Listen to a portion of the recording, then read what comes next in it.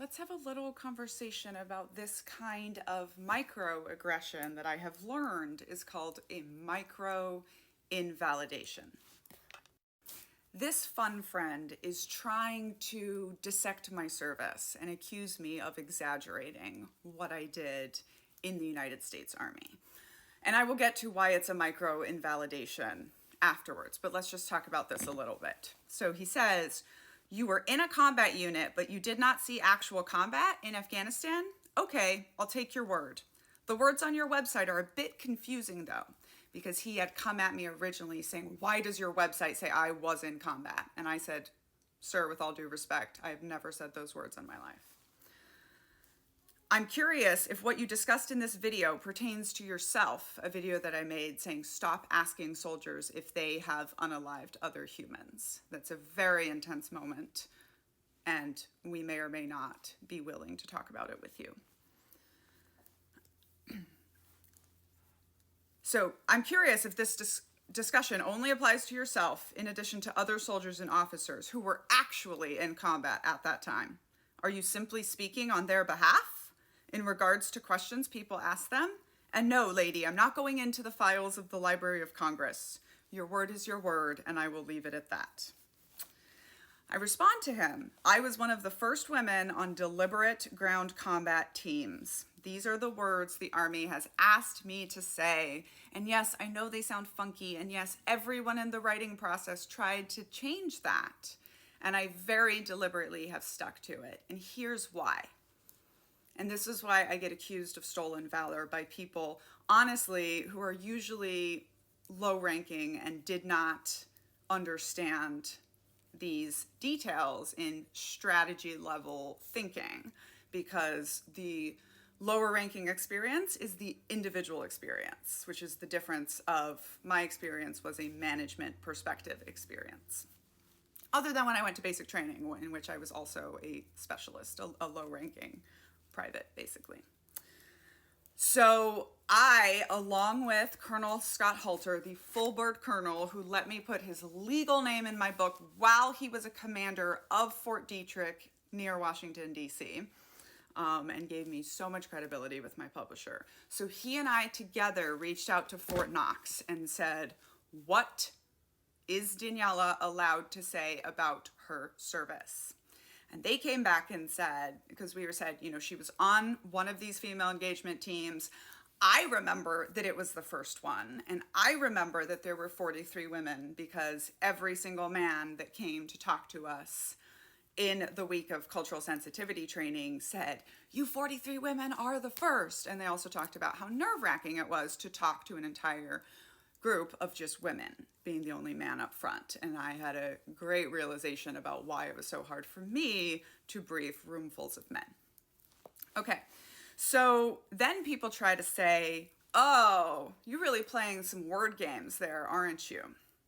So people have even tried to say that deliberate ground combat isn't a thing. And this is where I say they just don't have the rank to understand it. So in Army mission planning, and there is a doctrine called the Army mission planning process. Deliberate combat missions are missions where we expect kinetic activity versus something like a supply mission, right? A support mission, all of these other things. So Jessica Lynch was on a supply convoy.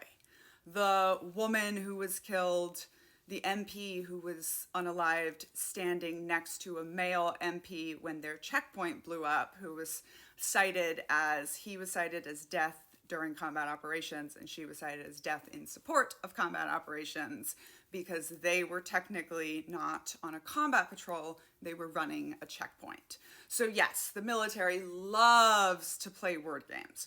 Also, there's a reason there are so many women that can say they are the first at something, which is because we were legally held out of being in the main line of business in our careers, the combat, until 2013 and 2016, until it was fully desegregated by gender. Something to which these groups that I was on was the first step leading to the combat ban coming down.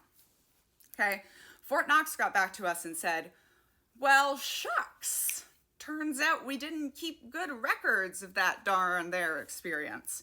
which is one of the things that leads me to believe, as I say in my best-selling, critically acclaimed book, Uncultured, that I think it may have been an experiment designed to fail, designed to prove what they all knew, which was that women couldn't hack it. Of course, when they actually let us in the room to try, we proved that when men and women are both trying to unalive you, it makes a lot of sense to have both men and women on your team. And once the combat ban came down, the Army realized that if it doesn't matter your gender to do combat, then it doesn't also matter if we can tell your gender, which is when trans people and non-binary people began to be allowed to serve openly in the military. So it just led to that. And I was just given that piece in this last year by the highest ranking trans woman in the infantry. So I'm super proud of all of this stuff. Of course I want to talk about it.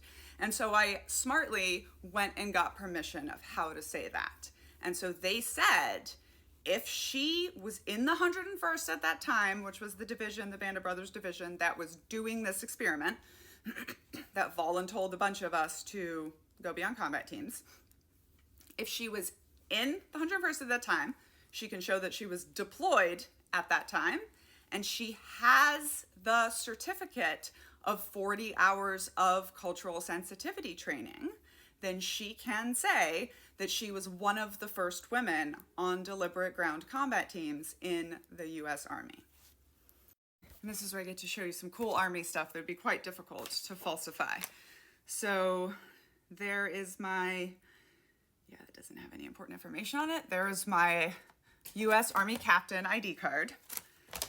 Here is that certificate of cultural sensitivity training at Kandahar Airfield, Afghanistan, May 24 to 28, which is the exact days I tell you about it in Uncultured, because these dates include my birthday and the day, the 26th of May 2011, where 10 people on our team were unalived. Here, just for fun, is my Boston Marathon certificate, Shadow Boston Marathon, which I won in Afghanistan.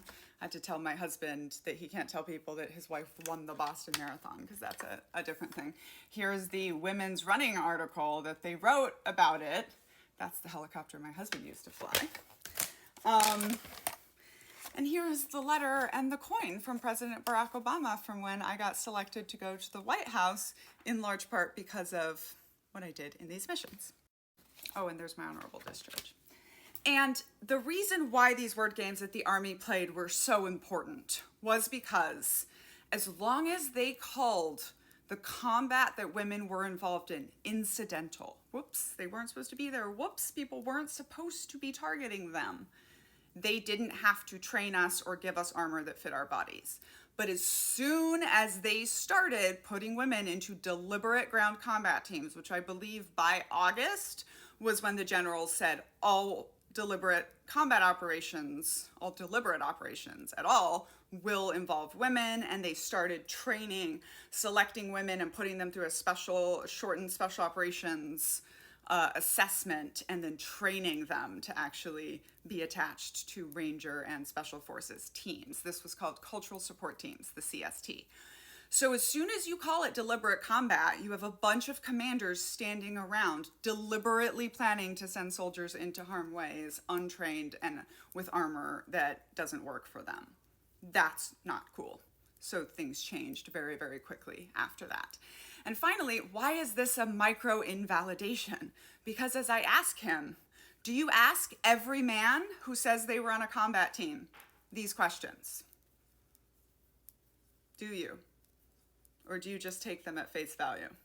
Do they have to spend 10 minutes justifying their service to you and why they are proud of it? Because they didn't get directly shot at. I can promise you that you don't. Just like no man on the infantry team that I joined had to race every other man to gain respect in their unit and then go do a 10-hour patrol the next day feeling completely broken off. Men across the board get thank you for your service. Women get surprise. Still, 100 years later, over 101 years later, that women are actually in the Army. This is a micro-invalidation.